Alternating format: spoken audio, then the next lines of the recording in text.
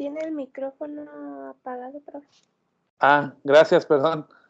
Sí, vamos a comenzar. Yo creo que ahorita se incorporan, ya se les hizo tarde aquí a los compañeros. Ya comencé la grabación y coméntame si se ve la pantalla ahorita. ¿Se verá ya la pantalla? Sí, ya se ve, profe. Gracias. Mira, ayer de los pendientes que estábamos checando, tenemos de hilos en Python, les puse el ejemplo, lo comentamos nada más rápidamente. Que de esto no se les mostré mucho, nomás lo estuvimos platicando. Hay varias formas de hacer concurrencia. Una de las más famosas es este concepto de hilos o threading en inglés.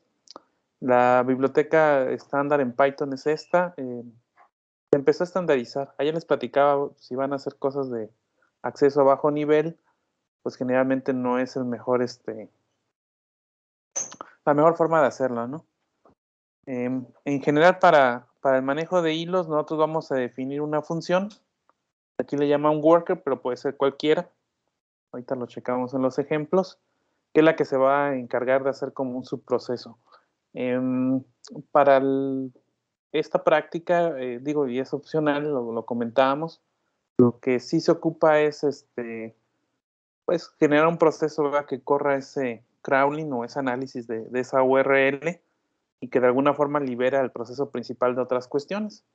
Entonces, en realidad aquí implementarían la lógica de ese análisis, ¿verdad?, de extraer ahí con Beautiful Soup los enlaces o en este caso las etiquetas meta, que era lo que comentábamos que nos podría ayudar para hacer el buscador y eso ya poder obviamente interactuar.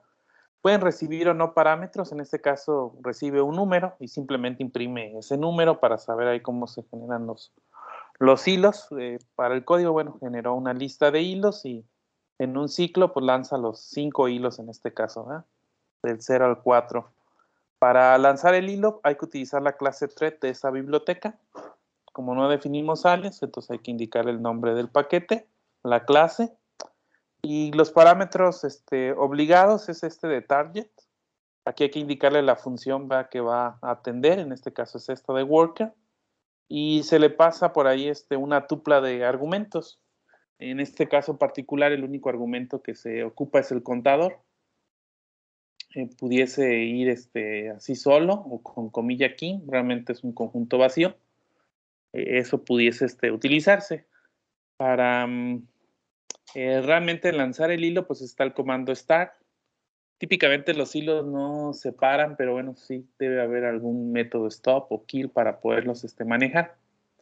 Sí, en algunos tipos de problemas, sobre todo cuando se va a manejar, no sé, paralelismo, habría que sincronizar los hilos, ¿verdad? No es el caso, pues, del problema aquí, lo ven mucho en sistemas operativos, en la parte de comunicación entre procesos y los famosos interbloqueos, entonces hay que hacer ahí algunas cuestiones básicas, ¿no?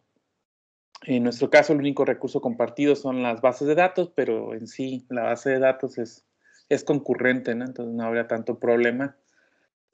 Manejan transacciones y se evita ahí el detalle, ¿no? En esta otra, pues estábamos igual utilizando la biblioteca, definimos dos hilos o métodos, obviamente pueden ser distintos, no necesariamente tiene que ser el mismo, en este caso worker y my service.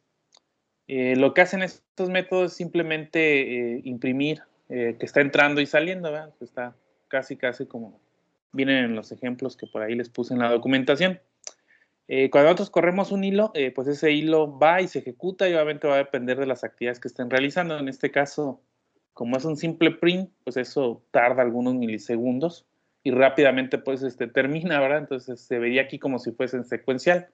En la práctica, pues va a depender de estas funciones que estén ejecutando los hilos, ¿verdad? Pudieran unas tardar más u otras, o bien si están accediendo a lo que es archivos, por ejemplo, a flujos como el teclado, pues va a haber ahí un tiempo de latencia.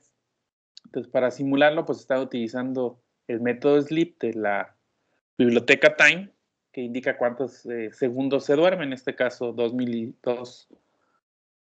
que sería 0.2 segundos, ¿verdad? 2 décimas de segundo, 0.3. Entonces, esto va a hacer que esos servicios, unos tarden más, otros tarden menos, Dependerá mucho de la ejecución, pero bueno, pudiera ser que se ejecutaran tal cual como se invocan, ¿no? Lo que vamos a observar es que para nosotros saber en qué hilo estamos trabajando, sobre todo aquí si lanzo varias instancias, pues debo de saber en un momento qué subproceso es el que está ejecutándose. Para eso existe el método currentThread. Ese currentThread me va a indicar cuál es el hilo que está ahí ejecutándose. Y por descripción, en este caso, utiliza el método getName, ¿no? Para obtener ahí un nombre concreto. Vamos a ver que al ejecutar esos hilos, nosotros le podemos pasar un nombre y si no se lo pasamos, por default, pues el sistema le crea ahí un ID en particular, ¿no? Ambos métodos hacen exactamente lo mismo, lo único que cambia es el tiempo, ¿no? En esta de MyService tarda un poquito más, pero bueno, imprime que entra, se duerme y sale, ¿verdad? Y bueno, ahí internamente, pues ya el planificador de procesos del sistema operativo, pues les da cierta prioridad y los ordena, ¿va? Con respecto a otros procesos, etcétera. Al construirlo, ese nombre se pasa con name, entonces el primero se va a llamar MyService, realmente la función que lo atiende es esta. El segundo se llama worker. Y el tercero no le coloca, ¿va? Como la parte pasada, entonces eso nada más va a hacer que le agrega ahí un nombre, ¿no? Corremos primero, ¿va? El hilo del worker, que es el que tarda 0.2 milisegundos, el segundo, y hasta el último lanzamos, ¿va? El de MyService, que es el que tarda un poquito más. Entonces ahí se alcanza a observar. En este caso, bueno, para esta ejecución, ¿va? Agregó ese de thread 17. En realidad este fue este segundo método que manejó, ¿verdad? Bueno, worker, thread, MyService, los tres iniciaron pues prácticamente secuenciales, ¿verdad? Como se fueron invocando. Ah, no, miento, ¿verdad? Este de MyService fue el primero.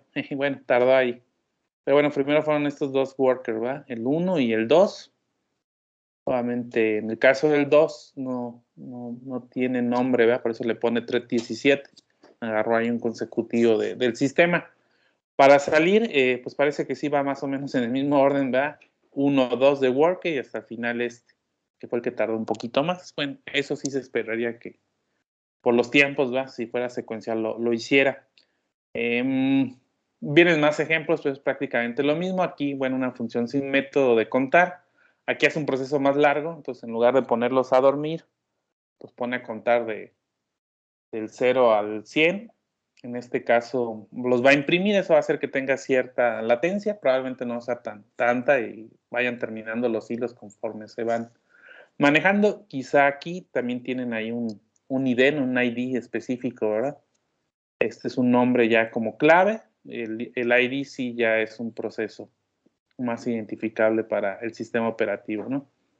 Y los imprime. Pues aquí pues no veríamos ahí mucha diferencia, ¿verdad? Obviamente los nombres son por default.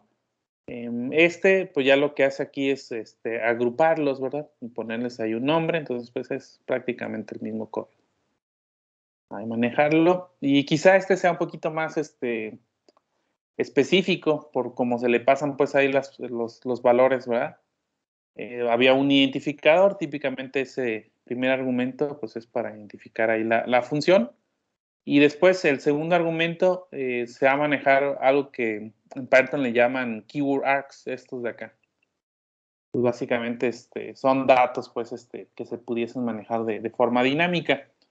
Particularmente esa función va a utilizar un diccionario, ¿verdad? Tiene su llave y su valor, muy parecido a un JSON, ¿verdad? Y sobre eso, pues ya de contador, pues ya tiene un inicio, ¿verdad? Que para el caso práctico es de 0 a 10, un fin, un incremento, ¿verdad? Un límite. Y ese lo repite n veces, entonces nada más ahí se coloca valores, ¿no? Pudiesen utilizar clases, obviamente si se va a manejar orientado a objetos, habría que crear nuestra clase heredándola de TreadingThread, ¿verdad? Va a haber un constructor, pudiese inicializarse en un valor, en este caso pues es el clásico que le estamos pasando de contador o ID, lo inicializa. Lo que sí va a ser importante es que mandemos a ejecutar de forma explícita el constructor del padre. Entonces, trading.thread init es el constructor de esta clase, ¿verdad? La clase padre. Y técnicamente implementamos un método que es run. creo que en Java y en otros lenguajes hacen algo similar con las clases estas de hilo. Obviamente sin argumentos, pues recordar acá en Python, ¿verdad? En métodos siempre se coloca dentro de las clases del self, que sería el equivalente a this en otros lenguajes, tiene que ir, yo eso sí lo critico mucho, pues si al final va de cajón, pues ya déjenlo ahí, ¿verdad? Si fuera que no se utilizara. Y pues ese método lo único que hace es imprimir el valor de la X, ¿no? Conforme se va ejecutando, entonces aquí lanza los hilos y pues está imprimiendo ese valor. Obviamente se puede profundizar un poco más. Esa implementación de timer no me funcionó aquí, habrá que checarle. Pero bueno, es una clase que también tiene ese threading y básicamente lo que hace es ejecutar el subproceso, ¿va? En este caso la función se llama hola, un determinado tiempo. Entonces este t igual a timer 3 va a ser, ¿va? Una vez que lo ejecute, que ese hilo pues ejecute 3 segundos, ¿no? Entonces es un pequeño slip ahí que le va a manejar. Se puede obviamente profundizar esa parte. Entonces nada más era para cerrar esa parte de hilos. No sé si hasta aquí hubiera alguna pregunta.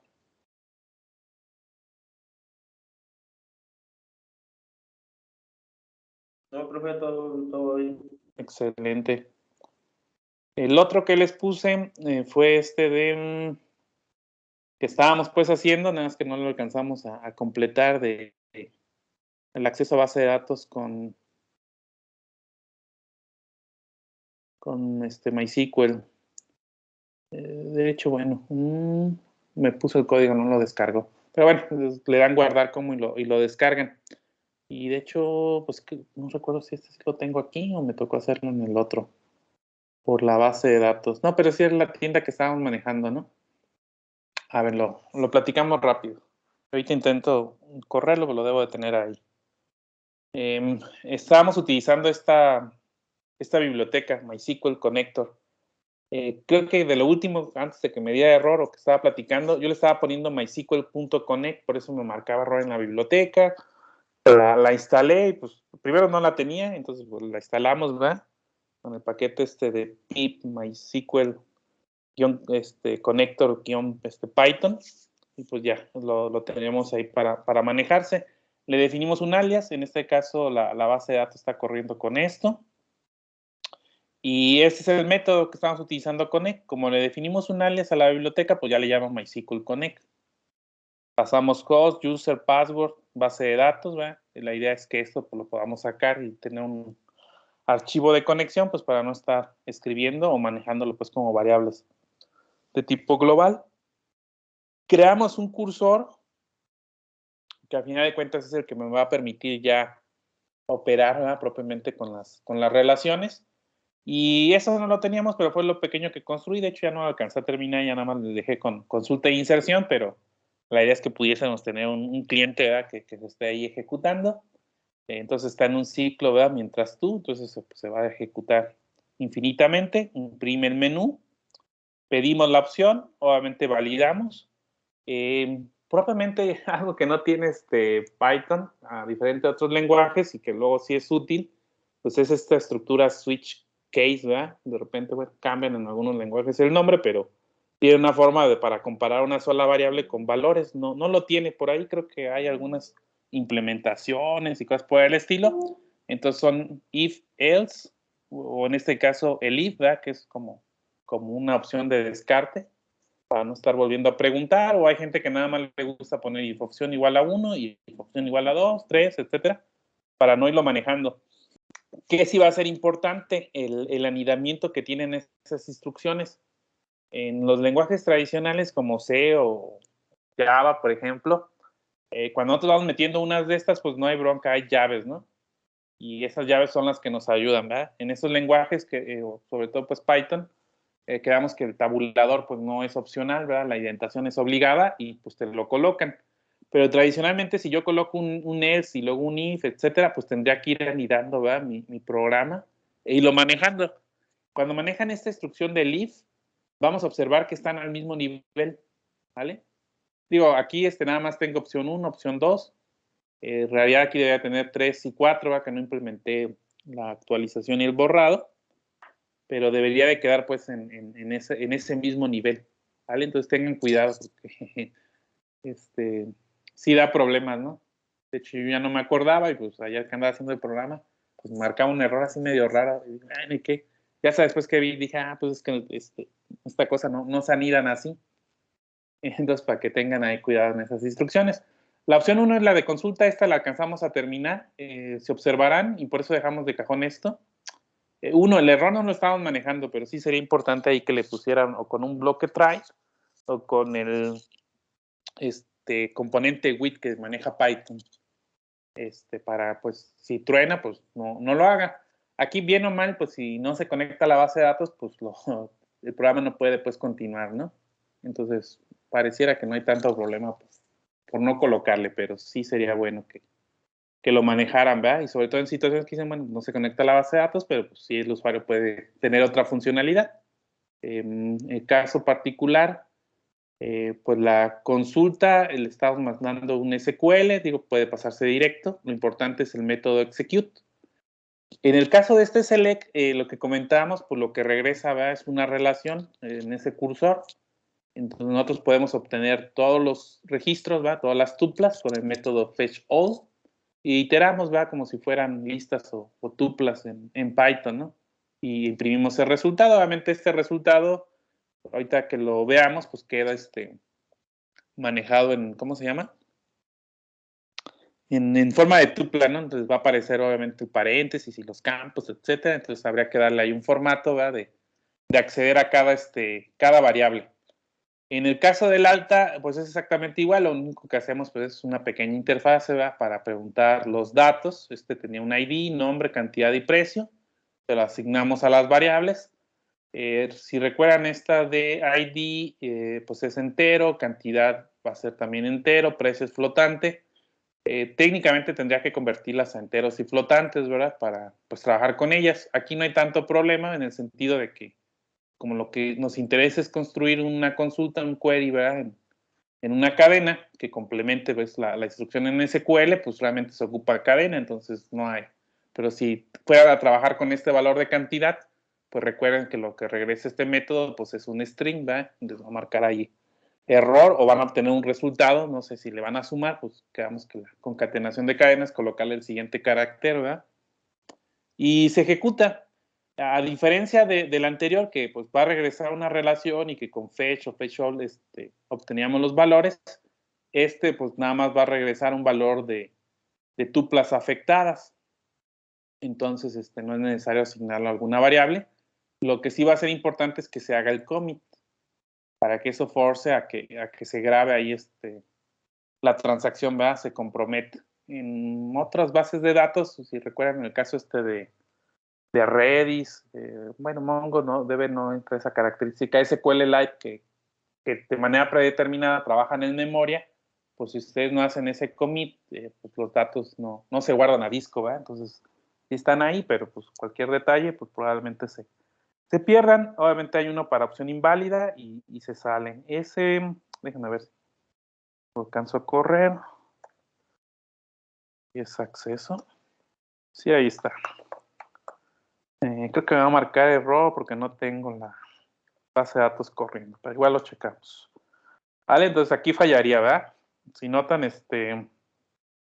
me da ahí un problema. Digo, esto pues no es tan amigable para el usuario, pero es un error de conectividad de un socket, ¿verdad? Y bueno, ya al final viene como el error entendible ahí de MySQL, ¿no? Que es básicamente que chequemos, ¿verdad? Si está ahí corriendo en el puerto 3306 ese proceso. Déjenme abrir una nueva ventana. Aquí corramos el demonio de MySQL. Sale, ya está corriendo, entonces ya debo de poderme conectar. Está el menú de opciones y yo le doy consulta. Nos habíamos quedado aquí. Bueno, no recuerdo si fue... Sí, era Sabritas y Pexi. El tercero, fue el que agregué ahorita para comprobar que se daba ahí de alta. Obviamente la opción esta de actualización y borrado no está. Pues nada más cuestión ahorita de programarla si es que lo queremos pues manejar. De inserción sí, entonces le voy a dar una inserción. Le voy a dar un I de 4. Ya están Sabritas, Pepsi, Coca. Vamos a poner las Barcel. Igual 19 y vamos a poner que estas son más caras, ¿no? Entonces ahí se guardó, entonces ya nada más sería hacer la consulta y pues ahí están nuestros registros, ¿verdad? Esto era lo que les decía, como imprimimos tal cual la tupla como lo recibimos, pues no lo muestra así, pero bueno, tendríamos nosotros que ir sacando, ¿verdad? Valor por valor, darle ahí algún procesamiento, algún formato. Y aquí en interfaces gráficas, pues a lo mejor le puedo poner ID, pues, tal, ¿verdad? Nombre tal. Vamos hasta quitarle ahí las comillas, ¿no? Precio, etcétera. Si le dan una opción como 3 y 4 que no está programada o 6 que no esté ahí, pues aparece opción inválida y pues ya el 5 ya es el exit del programa. No sé si tuvieran alguna duda o comentario ahí sobre esta parte.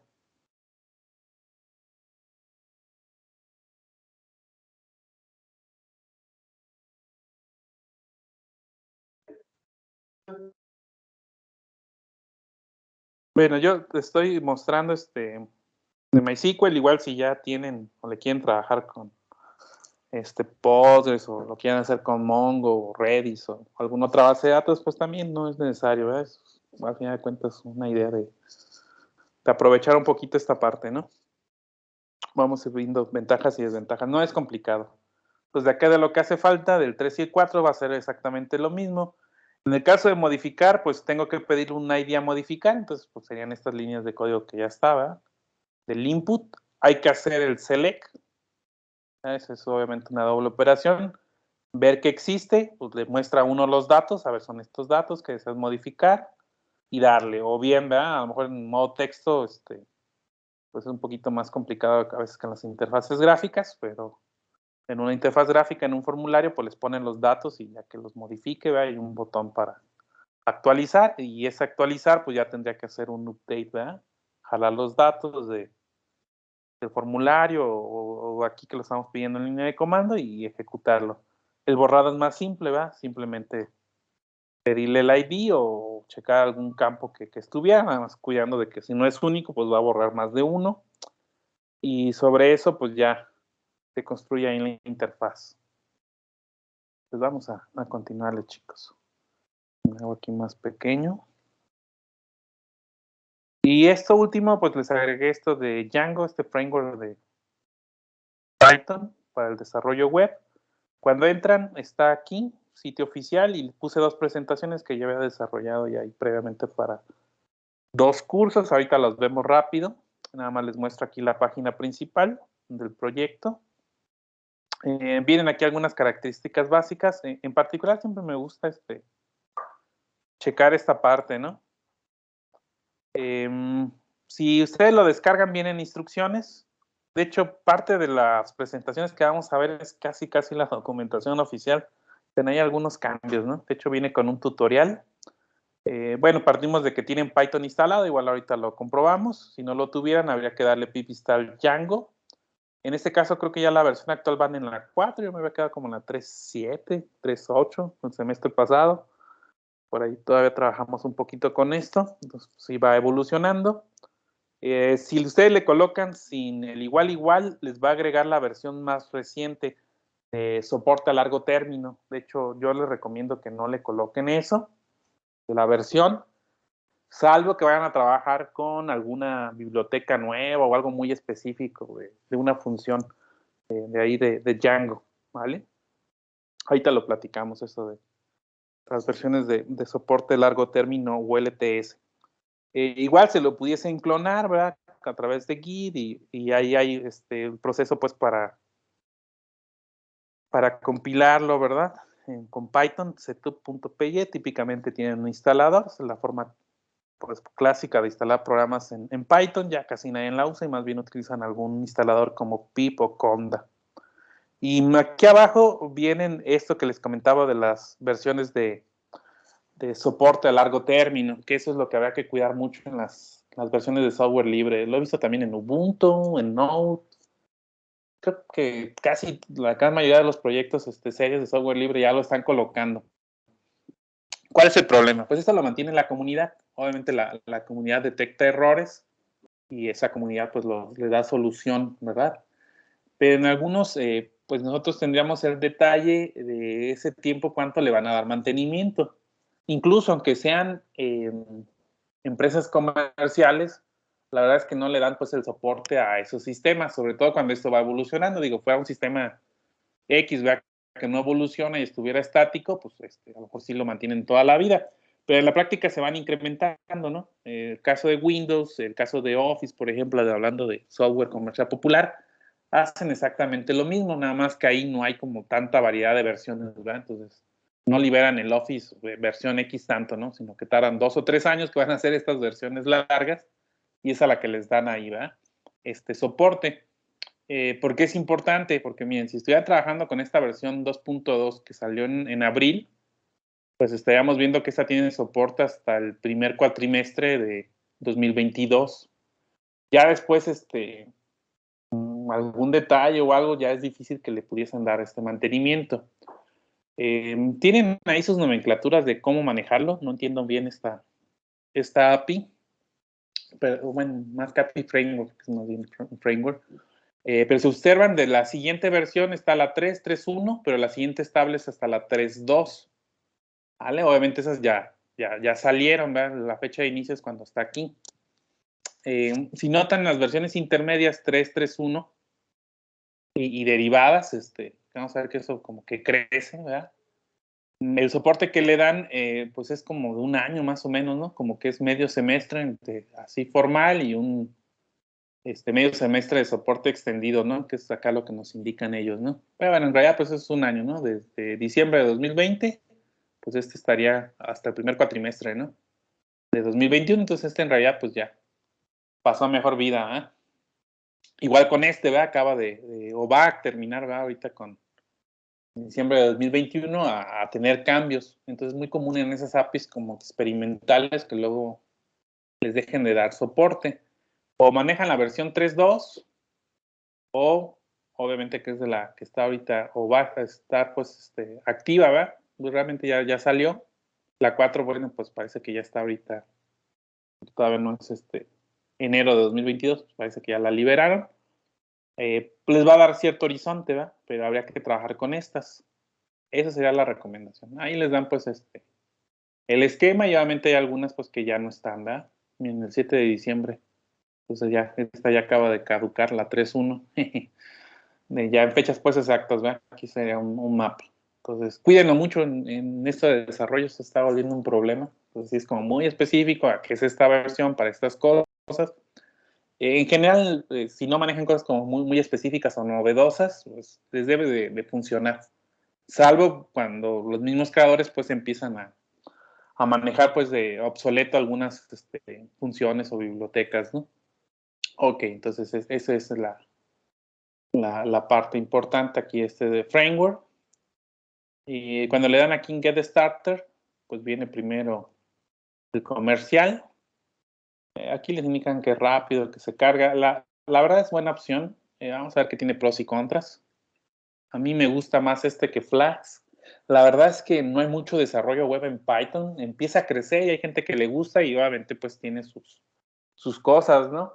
Igual que Java. O sea, si ustedes van hacia el interior, pues debería ser como muy específico, ¿no? A ciertos entornos, ¿no? Entonces, la gente que desarrolla en Java a lo mejor sí sigue esa misma idea de tener sus páginas web en Java. Algo similar va a ocurrir con .NET. Entonces, si ustedes trabajan con Windows y con Microsoft y todo eso, pues lo más probable es que ese ecosistema siga, ¿no? Todavía hoy en día sigue siendo este famoso PHP y no creo que en un tiempo razonable lo vayan a tumbar, ¿verdad? Se ha ido rejuveneciendo, sobre todo con estos frameworks. Ya casi nadie tira pues líneas de código así sin utilizar un framework. Pero bueno, es importante ahí todavía darle mantenimiento a algunas aplicaciones, ¿no? Les hablo un poquito ahí sobre la instalación. Ya algo veíamos ahí cómo se descarga, lo comprueba. Y bueno, que existe un tutorial que es el que trataríamos nosotros de seguir ahí con las presentaciones.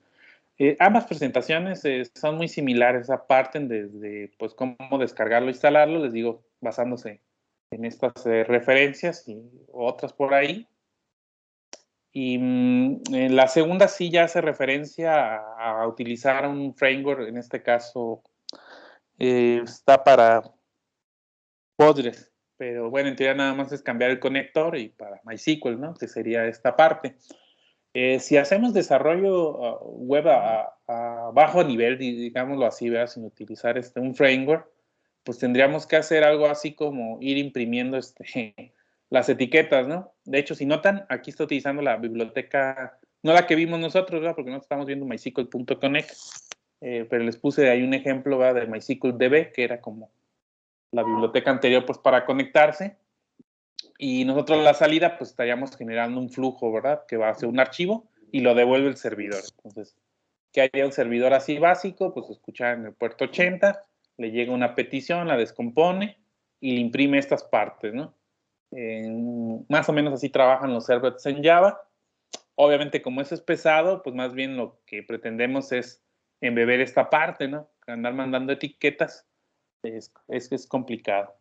Y bueno, haría la conexión, sacaría los datos dinámicos, ¿verdad? Aquí se amontonó un poquito, pero bueno, la idea es que viéramos pues que se está imprimiendo esa parte y al final pues se muestra al usuario, ¿no? Se cierra la conexión ahí que se está manejando. Será bueno todavía en algunos instantes, incluso hasta para aprender y sobre todo porque hay sistemas viejos. Este framework está basado en un principio o diseño arquitectónico de modelo vista controlador. Quizá hoy en día eso ya está como muy popular. Sí habría nada más que entender, ¿verdad?, cómo es que trabaja esos modelos vista controlador y en específico para la web, porque no es lo mismo un MVC para web que para móvil o para escritorio. Obviamente ahí hay algunas variantes ya en cuestión de su implementación. Obviamente, cuando hablamos de modelos, vamos a hablar de las tablas de la base de datos. Aquí está muy casado a la parte de los datos, sobre todo en web, también en móvil. Quizá para escritorio, para otro tipo de aplicaciones, el modelo no necesariamente sean datos, ¿vale? El modelo, cuando se habla así del principio, tiene que ver con la lógica de la aplicación. Esos son los modelos. La idea de este paradigma era algo que les platicaba yo de un principio de que hay en ingeniería de software de separación de interfaces. Obviamente, hacer que los programas hagan una cosa, una sola responsabilidad. Se pretenden que tengan alta cohesión y bajo acoplamiento y demás cosas por rolleras que vemos en ingeniería de software, ¿no? En la práctica, pues lo que implica es que todo lo que tenga que ver con la interfase, pues para eso vamos a tener esto que le llaman la vista, ¿no? Entonces, esta aplicación que estábamos haciendo hace rato en modo texto, pues lo mismo lo pudimos haber hecho en web, ¿verdad?, en un formulario, y lo mismo lo pudimos haber hecho en una aplicación móvil, por ejemplo, poniendo esas tres, ¿no? Y si me voy más, pues a lo mejor hasta en un smartwatch, ¿verdad? ¿Qué va a cambiar en las interfaces? Pues obviamente que es diferente, es pues meter interfaces en línea de comandos, hacerlos en ventana, ¿verdad?, en un entorno gráfico, o hacer formularios web, o hacer formularios, ¿verdad?, para el dispositivo móvil. Pero si checan esa lógica de dar de alta, digo, va a cambiar el menú, ¿verdad? A lo mejor en una interfaz gráfica tengo un menú desplegable, o bien en una interfaz web tengo a lo mejor 4 botones, ¿verdad? Entonces el usuario le da clic ahí, pues ya, se va interactuando, ¿no? Esa parte de la vista, pues va a cambiar, ¿no? Pero la parte del modelo no. Obviamente entre esas dos, lo que se ocupa es un elemento que ayude a interactuar. Esa es la parte luego complicada. Entre el modelo y vista no hay bronca, eso es como que está muy entendible que es un modelo y que es una vista con sus variantes. El controlador luego es el que se cae pues un poquito ahí de cómo poderlo pues implementar y manejar. Incluso siendo muy pragmáticos, si nosotros manejamos sin necesidad de un framework, un modelo vista controlador básico en la web, pues sería hacer la vista, ¿verdad?, básicamente lo que es HTML y CSS, obviamente la parte del controlador, vamos a ver que tiene que ver mucho con la interacción con el usuario, va a ser prácticamente el manejo de eventos, ¿verdad? En ese paradigma principal de desarrollo web, pues sería JavaScript, y bueno, pudiese ser un framework de JavaScript, y obviamente la parte de los modelos, pues es ya la implementación a bajo nivel, ¿verdad? Lo que le llaman en web, el backend, que tendría que ver con el desarrollo de bases de datos típicamente, ¿verdad? Y con la parte de utilizar un lenguaje como PHP o ASP, así como muy, muy separado. Rara vez lo hacemos así, y bueno, yo sí les recomendaría, ¿verdad?, que trataran ustedes de, en la medida de lo posible, pues ir segmentando cada tipo de archivo, porque a fin de cuentas, en un lenguaje típico, si no tenemos control, pues yo voy a tener las etiquetas de HTML, voy a tener mi CSS, voy a tener mi JavaScript, pudiese tener ahí varias frameworks, ¿verdad? De JavaScript, incluso en CSS pudiese vincular varias etiquetas, y a eso le meto etiquetas dinámicas en el lado del servidor. Entonces voy a tener como 6, 7 lenguajes, ¿verdad? Diferentes ahí, y se vuelve complicado. El controlador aquí en la web, bueno, y para esa arquitectura va a ser esos archivos. Me los he saltado un poquito porque ahorita lo vamos a platicar. Pero de manera general, aquí el controlador no tiene que ver mucho con la parte de los eventos, que les diría en otro tipo de arquitecturas MVC, de aplicaciones, sería referente. Mucho de lo que es propiamente el manejo del controlador tiene que ver con la parte del ruteo de las URLs aquí en web. Es cómo relaciono uno con otro. Y veríamos aquí, bueno, pues van colocando como unas instrucciones, incluso creo que mucho de esto, bueno, eso sí jala. Esto de aquí tengo mis dudas, que ya han ido cambiando un poquito las APIs. Eso sigue funcionando. Y la idea, ¿verdad?, sería utilizar ahí plantillas o templates y ya sobre eso, pues poder embeber algunas etiquetas, ¿no? La arquitectura básica de esto sería esto. Vamos a tener nosotros un HTTP request, eso pues viene del navegador, ¿verdad? La petición que hace el usuario, o sea que él escriba en la barra de direcciones o le dé clic en una página. Vendría el ruteo, que ese módulo es ese archivito words.py, y ese checa, ¿verdad?, qué es lo que tiene que hacer con la página. Típicamente eso va primero hacia la vista. La vista pues puede responder aquí directamente, ¿verdad? Sobre todo pues ese primer programita Hola Mundo que vamos a hacer ahorita, pues es lo que va a hacer, ¿verdad? Llega, pues me están pidiendo esta página y automáticamente le regreso una respuesta. Típicamente eso va a implicar, digo, a lo mejor aquí las flechitas no se ven en el orden adecuado, pero implicaría, ¿verdad?, que yo ya tengo un archivo HTML escrito que visualizo, ¿verdad? O bien, que eso va a ser lo más común en este tipo de sitios de aplicaciones que son dinámicas. Yo voy a tener mi modelo, mi base de datos, y sobre eso se va a actualizar, ¿verdad? Y en base a esto, pues se tiene que refrescar la vista, que es lo que muestra el usuario. ¿Por qué utilizar un paradigma de este tipo? Al final de cuentas, todo esto, y es así como el resumen de ingeniería de software, es el reuso, ¿no? Escribir menos líneas de código. ¿Y eso qué les va a traer al final de cuentas? Pues programas más rápidos, menos propensos a errores y al final de cuentas de mayor calidad, ¿vale? Pues eso va a ir cambiando y probablemente la gente encuentre formas mejores de hacer el software, ¿no? Obviamente ahorita eso es lo que está ahorita de moda. Ya probado, no es nuevo, eso realmente viene como de los 80s por ahí. Eso hay los paradigmas, obviamente pues la tecnología madura. Y también lo que va a ser importante pues es pues ir haciendo nuestros programas más modulares, ¿no? Esas piezas de software o ladrillos que nos sirvan, ¿verdad?, para que el usuario interactúe. Bueno, aquí viene desde instalar Python, eso obviamente ya lo tenemos, instalar Django, viene ahí varias formas, ¿verdad? Irse a la página, bueno, esta forma creo que ya ni la manejan, de descargarse directo el tar.gz, el archivo comprimido, e instalarlo, más bien esto ya lo cambiaron por Git. Por ahí hay un repositorio, porque sí, creo que el semestre pasado me tocó descargar una versión ahí media vieja para que jalara ahí un programa que teníamos que no jalaba, y es donde les digo que tiene que ser como muy específico de ciertas versiones. De esta otra parte, bueno, viene la instalación, o habría que revisarle. Yo siempre lo que hago, que sería esto de acá, sería hacer esto, ya sea que construyan un programa o directamente desde el shell de Python. Vamos a checarlo. Bueno, esta ya no la ocupo para correr. Más que me lo cerró todo. Ok.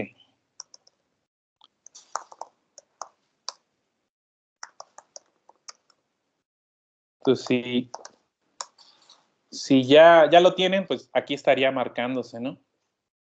Obviamente pudiesen, y bueno, esa es la idea del tutorial. El tutorial está como muy de copiar y pegar. Si hay 2, 3 cosillas ahí que, por como están la presentación, pues hay que darle un formateo. Igual sirve pues para ir entendiendo qué hace el código. Le pudiésemos dar ahí la versión o un print, ¿verdad? Django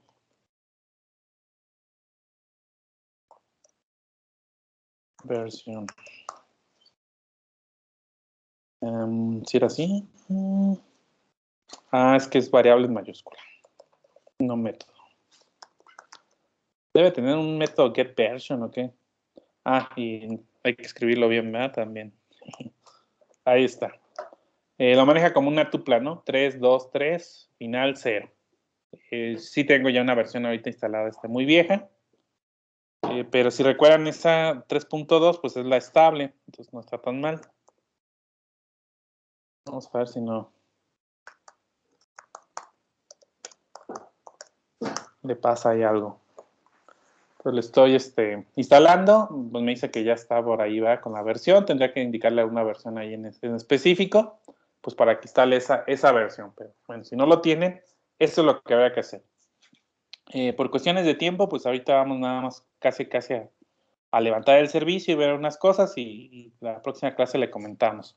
Obviamente, el parte importante de esto de los frameworks hoy en día y que tiene que ver con el paradigma del modelo vista controlador es poder hacer eso muy transparente. Digo, no es obligado, pero vamos a encontrar que nuestros modelos pues están hechos típicamente en base a datos relacionales y o al menos estos trabajan así. Habría que ver, yo entiendo que empiezan a existir arquitecturas que ya manejan base de datos no relacionales, particularmente Mongo es la que he visto como más enfocada a negocios o lo que antes hacíamos con base de datos relacionales. Digo, no es porque sea la de mejor estructura, ¿verdad? O la más parecida, habíamos comentado que eran estas de base de datos columnares como Cassandra, pero estas, pues bueno, por la parte esta de desarrollo web, porque los documentos pues son JSON y casi así los recuperas y los mandas de los servicios web, se ha hecho muy popular. Hay una plataforma que se llama Min, o bueno, son las siglas de Mongo. Ahorita se me fue el nombre de las otras arquitecturas. Bueno, ahorita si no lo googleamos, ¿no? Y harían algo similar, pero bueno, la idea es pasar de modelos relacionales hacia modelos de programación, porque mucho de la práctica es, pues, y lo vimos ahorita o lo hemos estado viendo, ¿verdad? Yo le mando los queries ahí embebidos y eso como que no es muy transparente. Nosotros lo que programamos y sobre todo está muy orientado a objetos, vamos a ver eso ahorita en Django, es un framework orientado a objetos. Pues en programación nosotros lo que construimos son objetos, ¿verdad? O bueno, clases para instanciar objetos, ¿no?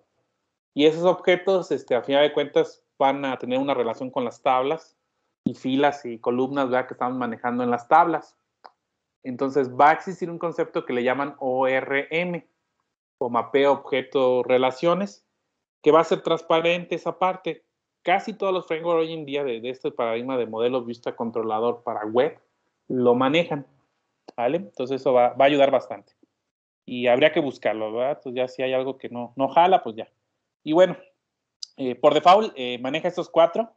Creo que sí le pueden hacer adecuaciones y pudiesen agregar algún otro manejador, pero comprobado que funciona bien esos 4 que están ahí. De hecho, de manera predeterminada trabaja con SQLite. Obviamente pueden utilizarle Postgres, queremos manejar MySQL. Oracle si tiene soporte nativo y obviamente habría que instalar nada más, ¿verdad? Los drivers. En el caso, ese fue el que utilizamos para Postgres. Obviamente el que acabamos ahorita de instalar. Porque no los instala, pues sería nada más ahí como el único detalle. Para trabajar con esto de Django, lo que hay que construir es un proyecto. Obviamente, ya que comprobamos que sí lo tenemos instalado o que lo acabamos de instalar, va a haber una aplicación que me va a permitir generar lo que es el concepto de un proyecto, que sería esta línea de acá.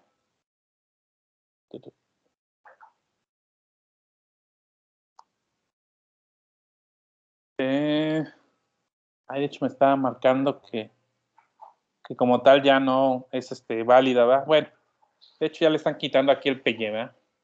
Es que antes era un pequeño archivito ahí que se guardaba pues en las rutas del path. Django Admin me va a colocar mi proyecto. ¿Qué es lo que va a hacer el proyecto? Pues una estructura de directorios y archivos en Python para correrlo vía web. Va a venir aquí esta directriz. Realmente el comando es Django-admin y ese sería un parámetro. Entonces el start project sería para crear el proyecto inicial y después ya viene el nombre que le vamos a colocar a nuestro proyecto. Entonces yo le voy a poner proyecto, ¿vale? Obviamente si tuviéramos ya una aplicación, un nombre muy específico, pues le colocamos eso. Al momento de construirlo, nos va a generar una carpeta proyecto. Esa carpeta, si ustedes observan, va a tener un archivo manage.py que vamos a estar utilizando mucho para administrar el proyecto. Esta, en general, se utiliza una sola vez. Sí, algunas características ahí del proyecto a lo mejor luego les tocaría actualizarlo, pero en la práctica no es mucho lo que se utiliza, ¿va? Este de aquí, ahorita que lo gestionemos, sí es como el pan nuestro de cada día. Observen que nos vuelve a generar otra carpeta con el mismo nombre que lo estamos manejando. A mí esa parte no me gusta porque luego se vuelve una estructura pues muy anidada. Pero en la práctica es la carpeta del proyecto, esa contiene toda la información, que es en realidad este archivo para manipular, y realmente la carpeta de proyecto que vamos a estar trabajando. Entonces, si notan, yo ya estoy sobre proyecto. Es lo que les digo que a lo mejor está ahí. Si nosotros visualizamos los archivos, va a tener estos: init, ASGI, settings, URL y WCGI. Se puede hacer una programación básica aquí. En la parte práctica es raro meterle mano a esta parte. Este de init es el constructor, ese ni siquiera hay que moverle nada. ¿Sale? Este de ASGI y WSGI son formas de conectar el servidor web. Por default tiene un servidor web ya empotrado. De hecho, no sé si sea el mismo que maneja la biblioteca esta que vimos de WebPG, pero es muy similar, son pequeños servidores web. A veces si quieren vincularlo con Apache y sobre todo no sé por qué les gusta mucho a los de Django de Nginx, pero bueno, es ya como el nativo. Y entonces ya cuando lo van a vincular con eso, pues eso es como un módulo que se le agrega al servidor Apache o al servidor Nginx o la HTTPD y demás, para que trabaje obviamente con el framework. Entonces habría que hacer aquí algunos cambios. Digo, para el proyecto, y si no se quieren complicar la vida, funciona bien esto de proyectos, un pequeño servidor. Ya será cuestión de ver qué van a manejar, ¿no? Luego así cosas raras, ¿no? Que en el servidor web, pues unas cosas las quieren hacer con Django, Python, y otras las quieren hacer con PHP o algún otro lenguaje. Sí se pudiese, ¿no? Entonces, bueno, esa es la estructura. Y bueno, lo que les platico un poquito aquí, digo, aquí se ve un poquito más amigable, ¿verdad? Como acá se llamó MySite, pues me generó MySite, el archivo, y estos que estamos viendo, no sé si hay alguno extra por allá. Settings tiene la configuración del proyecto. Aquí típicamente le vamos a agregar algunos módulos o descomentarlos. En la configuración de la base de datos viene ahí. Si es que vamos a trabajar con base de datos, que es pues de las cosas importantes. Y aquí viene el generar el ruteo del proyecto. Digo, sí se puede hacer ciertas pistas y cosas por el estilo, pero no es común meterle mano a esa carpeta del proyecto. Más bien lo que tiene este framework va a generar otras carpetas, porque a fin de cuentas caen en carpetas, que son las aplicaciones, y ahí puedo tener varias aplicaciones. Quizá lo único ventajoso que tenga eso es que una aplicación que yo construya sobre el proyecto, que va a ser modular, la puedo utilizar en otros proyectos. Eso es lo único que le he visto. Pero bueno, en la parte práctica sirve mucho como para segmentar sus cosas, ¿no? Entonces, a lo mejor pensando ver una aplicación más de negocio, dicen, pues esta tiene que ver con, no sé, una tienda, ¿verdad? Entonces yo genero un módulo para discos, es que voy a vender discos, otro para libros, y a lo mejor genero otra aplicación que manipule videojuegos y demás, ¿no? Las cosas que tenga, a lo mejor esos módulos. Y esos módulos luego los puedo, ¿verdad?, utilizar para otros proyectos. Y para ver si eso está funcionando correctamente, sobre nuestro directorio, me voy a regresar. Si recuerdan, teníamos este archivo, el manage. Y ese archivo como tal va a tener algunos comandos. En este caso, el run server es el que vamos a utilizar para que nos corra nuestro servidor. Vamos a observar que por default lo vincula a la 127.01.01, el puerto 8000. Se puede cambiar eso. Voy a copiarlo para abrirlo acá en el navegador. Y si todo está bien, nos debe mostrar una página de inicio del proyecto. También es hoy en día, creo que todos los Funcores hacen eso. Deben de ver esto, ¿vale? No le hemos metido mano. De hecho, aquí nos indica, ¿va?, que si está esto, pues es así como está bien instalado y hay que deshabilitar esto, ¿va?, para que esta depuración, la traza del error no lo muestre y más bien nosotros cachemos los errores y ponderación o algo, ¿no? Obviamente, si yo paro ese servicio, bueno, y aquí se ven las peticiones, ¿verdad? Lo voy a parar, lo vuelvo a correr, pues ya no está ahí disponible. Noten que se asoció pues a esa dirección IP. Pudiésemos nosotros hacer que corra en otro puerto. Creo que no lo tengo en el puerto 80, pero si quisiera que corriera en el puerto 80, a ver si no truena. Ah, mira, me dice que no tengo permiso para acceder a ese puerto. Bueno, 8088. ¿Vale? Entonces, a lo mejor tengo otro proceso ahí corriendo en el 80 y ni cuenta, ¿verdad? Entonces ya está corriendo en este puerto. De hecho, era el 8000, ¿verdad? El default. Ya le puse 8088. Ahí está. O bien pudiésemos nosotros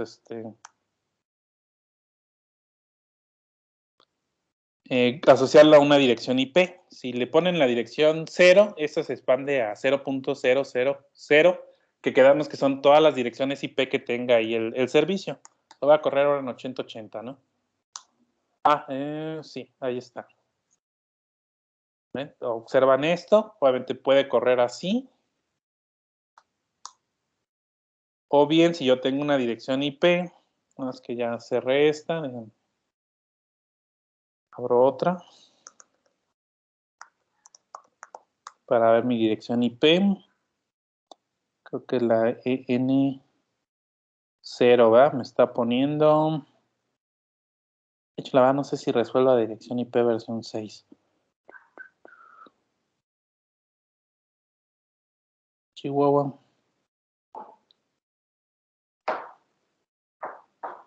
Acá está.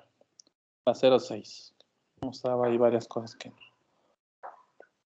Bueno, si la dejo aquí, va a querer conectarse al puerto 80, ¿verdad? Parece que ahí no tengo, no me deja. 8080 y ahí está. Bueno, había que revisarle, fíjense, ya me está marcando un detalle, ¿no? Y en teoría se supone que esa dirección pues debería de jalar, ¿no? Ah, pero me dice aquí, vea, que no lo tengo ahí como host activo. Pero pues sí responde, ¿verdad? No, por seguridad tengo que manejarlo. Bueno, es la traza de error que maneja, ¿no? Pero para no mucha bronca, la 127.00 o localhost, esa lo resuelve, ¿no? Aquí por seguridad parece que tengo que hacerle algún cambio. No sé si tuvieran preguntas hasta aquí, chicos. No, profe, todo bien. Muy bien, pues miren, le vamos a dejar hasta aquí. Yo el día de mañana no los alcanzo a ver, por ahí me toca hacer otra cosa. Los veo el lunes y platicamos ya cuando entregamos de esto, ¿no? Terminando de ver aquí la pequeña interfaz, pues ya pudiesen hacer la parte práctica y checamos ya la próxima semana pendientes ahí de la materia. ¿Va que va, profe, esta vez? Sí, profe. Pues nos vemos, chicos, provechito. Gracias.